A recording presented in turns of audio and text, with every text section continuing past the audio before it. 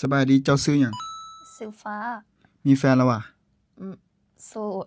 โสดแนวใดโสดแบบบ่มีผัวคือเห็นอุ้มลูกอยู่มื้อนั้นอ้าวหลาน คิดจังไดกับผู้บ่าวไทยอืมก็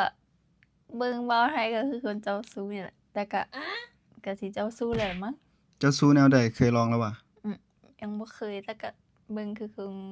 น่าจะเจ้าชู้หลายเติบอยู่อยากลองบ่ได้วะอยากลองของดำหรือว่าของขาวมาของขาว เด้ของใหญ่หรือยาวสีเก่านี่ได้บ่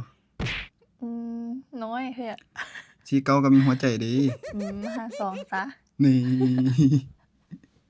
เจ้าเป็นคนแขวงใดนครหลวงเอ้าคนในเมืองว่ะแม่นคนในเมืองนี่มักผู้บ่าวแนวใดอืม